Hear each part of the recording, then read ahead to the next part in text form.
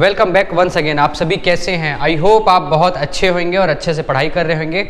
आज के इस वीडियो में हम पढ़ेंगे क्वेश्चन नंबर 13 और पिछले क्वेश्चन में हमने 12 तक के क्वेश्चन कंप्लीट कर लिया था। आज हम करेंगे क्वेश्चन नंबर 13। तो यहाँ पर क्वेश्चन नंबर 13 है, A B C were partners in the firm sharing profit in the ratio of 1:2:3 their balance sheet on 31/3/2018। तो देखिए 31/3/2018 को ये बैलेंस शीट दिया हुआ है। इसका मतलब ये कौन से कैसे किस हिसाब से ये अपना अकाउंटिंग मेंटेन कर रहे हैं, तो फाइनेंशियल ईयर के हिसाब से, क्योंकि इनका बैलेंस शीट जो at the end of the financial year show हो रहा है। अगर वही 31 दिसंबर 2018 दिया रहता तो ये कैलेंडर ईयर के हिसाब से अपना ये अकाउंटिंग मेंटेन करते। तो यहाँ पर देखिए बैलेंस शीट में अगर बात करें लायबिलिटी साइड की, तो यहाँ पर क्रेडिटर है, बिल्स पेबल है और जनरल रिजर्व है और कैपिटल दिया हुआ है तीनों का। उसके बाद बात करें एसेट्स की, तो लैंड है, बिल्डिंग है, प्लांट है, स्टॉक है, डेटर है और बैंक है। बैंक मतलब कि बैंक में जो पैसा रहता है। आगे क्वेश्चन ये बोल रहा है, A B and C decided to share the profit equally with effect from 1/4/2018। मतलब 31 मार्च 2018 का ये बैलेंस शीट दिया हुआ है और बोल रहा है अगले ही दिन, मतलब कि फाइनेंशियल ईयर का पहला दिन 1 अप्रैल 2018 में ये अपना प्रॉफिट शेयरिंग रेशियो को चेंज करना चाह रहे हैं, मतलब कि रिकॉन्स्टिट्यूशन ऑफ पार्टनरशिप फर्म। तो यहाँ पर अगर प्रॉफिट शेयरिंग रेशियो चेंज होता है तो उसके साथ साथ और कुछ भी चेंज होता है, तो यहाँ पर दिया हुआ है। तो यहाँ पर दिया है, goodwill of the firm be valued 1,50,000। Goodwill यहाँ पर वैल्यू निकाला गया है, 1.5 लाख रुपए का यहाँ पर गुडविल आ रहा है।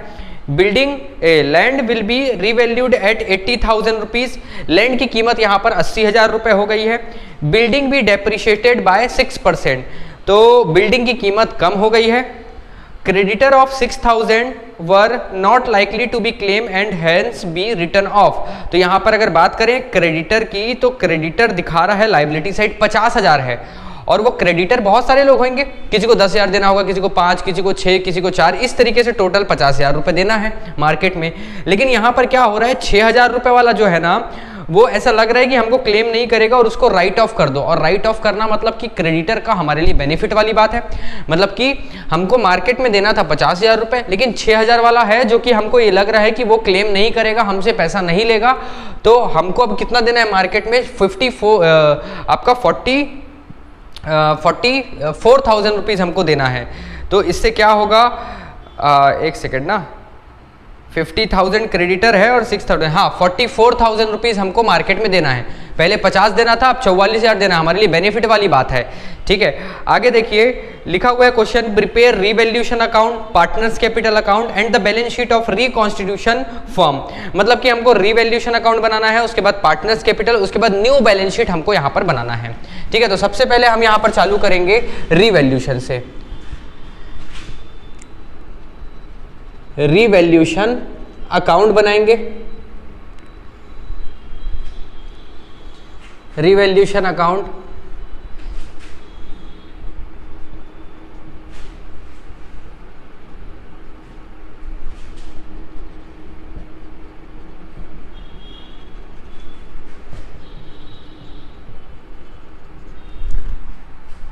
रीवैल्यूएशन अकाउंट में हम जो भी एसेट्स और लायबिलिटीज में कमी या डिक्रीज होता है या फिर बढ़ता है, तो उन सारी चीज़ों को हम यहाँ पर लिखते हैं।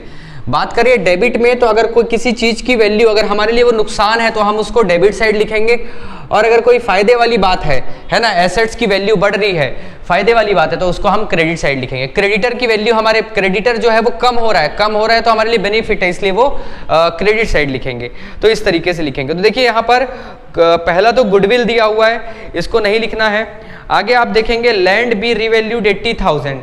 पहले लैंड कितना था, तो यहाँ पर आप देखेंगे तो लैंड की कीमत थी 50,000 रुपए, 30,000 रुपए से बढ़ गया, तो यहाँ हम लिखेंगे बाई लैंड।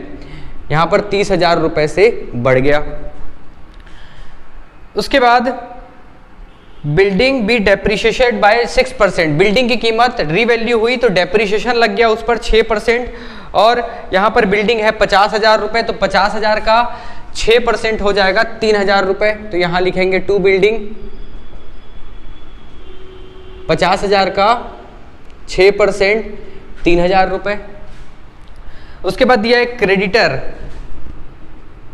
बाय क्रेडिटर ये रिटर्न ऑफ कर दिया गया है 6,000 रुपए का। तो ये बेनिफिट वाली बात है यार भाइयों। पहले हमको देना था 50,000 रुपए, जिसमें से एक जो था 6,000 रुपए देना था, वो 6,000 रुपए वाला हमसे पैसे का क्लेम नहीं कर रहा है। मतलब कि अब हमको कितना देना है, 44,000। तो भाइयों 50,000 रुपए से अब हमको मार्केट में 44,000 देना है। मतलब कि 6,000 रुपए का हमारे लिए बेनिफिट हो गया। और बेनिफिट होगा तो हम यहाँ लिखेंगे, ठीक है।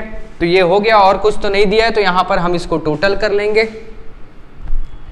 तो ये आ जाएगा 36,000 और इधर आ जाएगा 36 और बचा हुआ पैसा पार्टनर्स कैपिटल को में बढ़ जाएगा। और यहाँ पार्टनर हैं ABC और इनका रेशियो है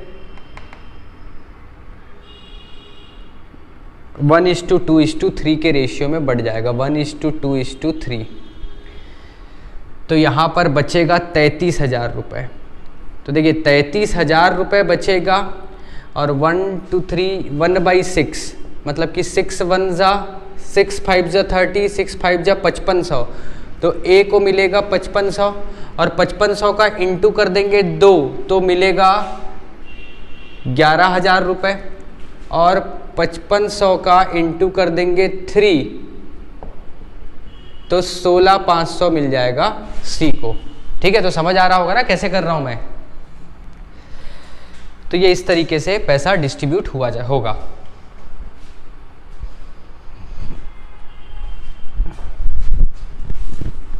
मतलब कि यहां पर रीवैल्यूएशन में यहाँ पर पार्टनर्स कैपिटल डेबिट साइड आ रहा है बैलेंस।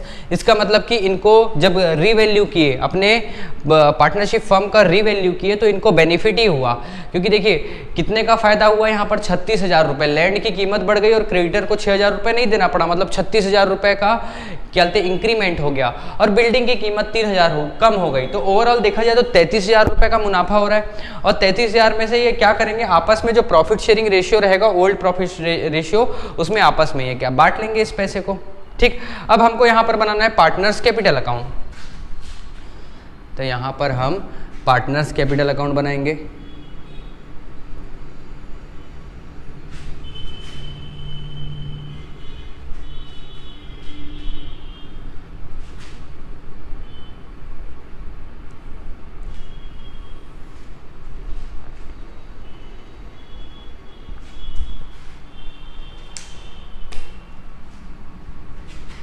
ABC particular ABC। देखिए सबसे पहले हम यहां पर क्या करेंगे, जो पार्टनर्स का कैपिटल है उसको लिखेंगे यहां पर बाय बैलेंस ब्रॉट डाउन। तो आप देखिए यहां पर इनका बैलेंस कितना दिया हुआ है,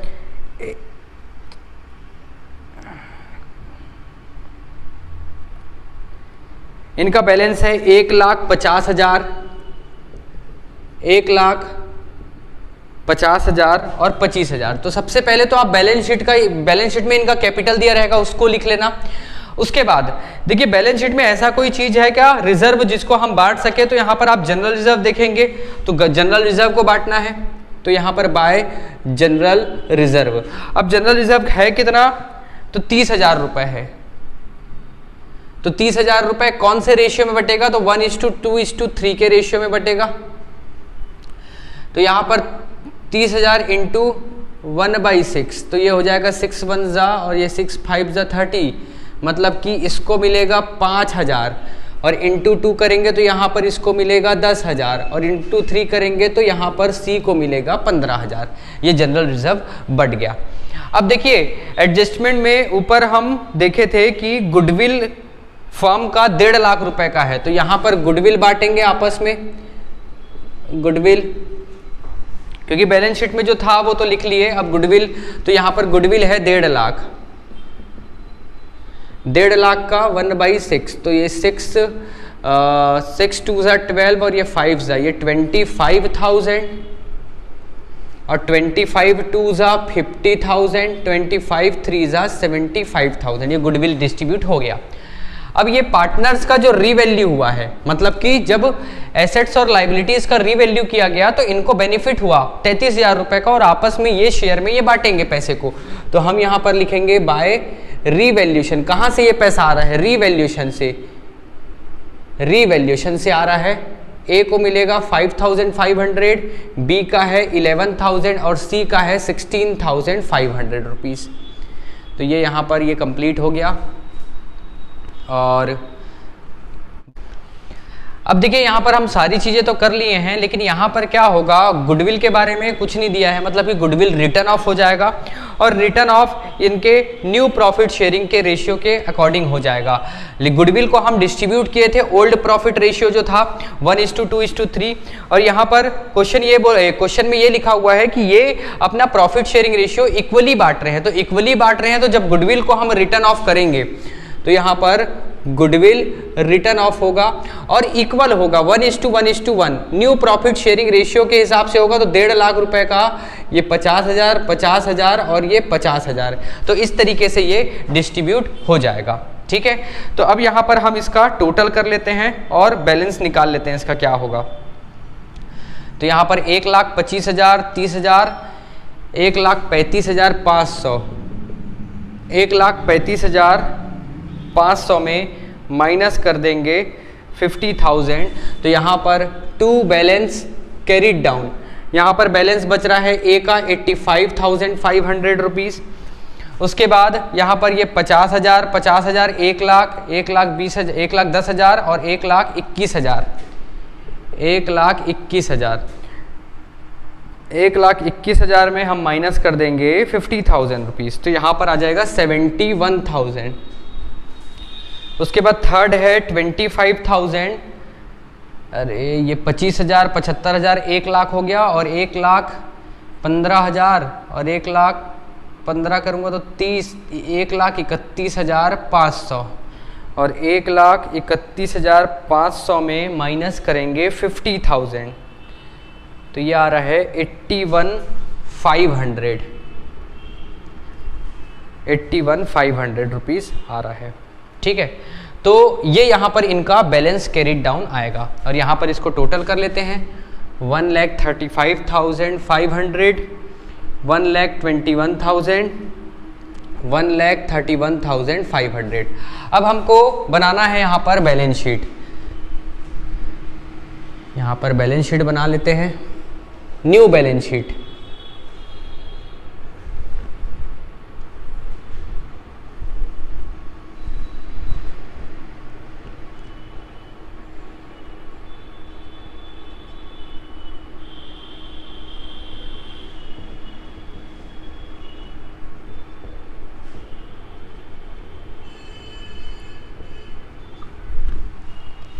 देखिए, तो न्यू बैलेंस शीट को बनाने के लिए आप पुराने बैलेंस शीट का हेल्प लेंगे, और जो जो चेंजेस आएगा उस चेंजेस को करके हम यहाँ पर बैलेंस शीट बनाएंगे। तो सबसे पहले बैलेंस शीट में देखते हैं,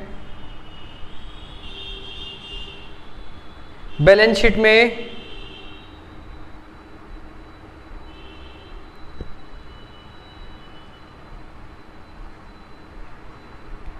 शीट में सबसे पहले क्रेडिटर दिया हुआ है।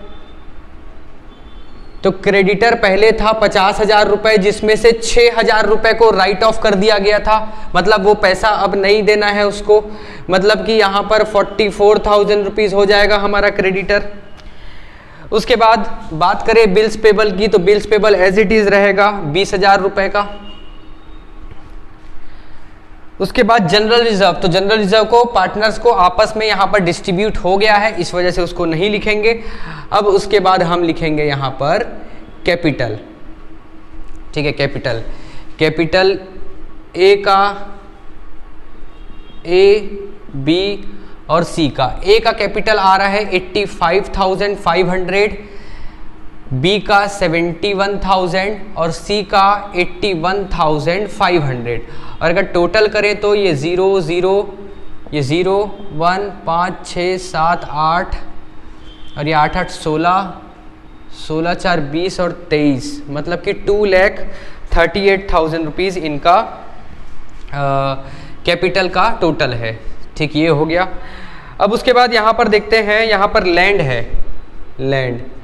अब लैंड यहाँ पर 30,000 रुपये से बढ़ गया था और क्वेश्चन में दिया था लैंड बैलेंस शीट में 50,000 रुपये, तो 50,000 प्लस 30,000 रुपये, ये हो जाएगा लैंड 80,000 रुपये का।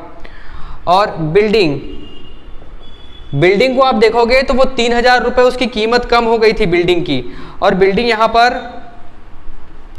50,000 रुपये का था, तो बिल्डिंग 50,000 रुपये का है, उसमें 3,000 रुपये माइनस करके हम आउटर कॉलम में लिख देंगे 47,000। उसके बाद बाकी सारी चीज़ें एज इट इज़ थी। प्लांट दिया हुआ है 1 lakh rupees, stock 40,000, debtor 30,000, bank दिया हुआ है 5,000 रुपीज़। तो जितनी भी चीज़ें दी थी सारा एज इट इज़ हम लिख लिए हैं। तो अब हम दोनों साइड का टोटल कर लेते हैं और चेक कर लेते हैं कि हमारा बैलेंस शीट जो है वो मैच हो रहा है कि नहीं हो रहा है। तो 44,000 प्लस 20,000 प्लस 2,38,000, तो यहाँ पर आ रहा है 3,02,000, 3,02,000। और इस तरफ है 80,000 plus 47,000 plus 1 lakh rupees plus 40 और 30 70 और ये 75 एक साथ लिख लेता हूँ, 75 3,02,000। तो इस तरीके से इस क्वेश्चन को बनाया जाएगा। तो ये हो गया क्वेश्चन कंप्लीट। अगर आपको स्क्रीनशॉट लेना है तो स्क्रीनशॉट आप ले लीजिए। तो आज के वीडियो में बस आज इतना ही करेंगे, नेक्स्ट वीडियो में आगे के क्वेश्चंस देखेंगे। तब तक के आप अपना ख्याल रखिए और बहुत अच्छे से पढ़ाई कीजिए, क्योंकि ये 12th है और 12th बोर्ड है, और बोर्ड के एग्ज़ाम सभी जगह, बोर्ड का जो आपका रिजल्ट होता है वो सभी जगह आपको दिखाना पड़ता है, तो इसलिए ये इंपॉर्टेंट हो जाता है। और अगर मैं आपको इस बेहतर तरीके से अगर आपको पढ़ा रहा हूँ तो मुझे पूरा उम्मीद है कि आप 12th में अच्छे से अच्छा स्कोर करेंगे। तो चलिए नेक्स्ट वीडियो में मिलेंगे नेक्स्ट क्वेश्चन के साथ, तब तक के लिए थैंक यू।